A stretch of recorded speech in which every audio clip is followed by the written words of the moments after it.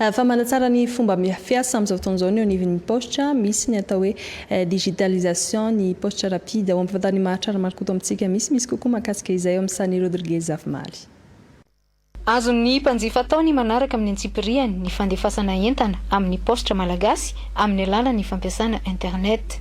Misy ny plateforme na ny vovonana ahafahana mijery izany manomboka eo amin'ny fanaterana ny entana eny amin'ny postre mandra-pahatonga ny any amin'ny fandefasana azy.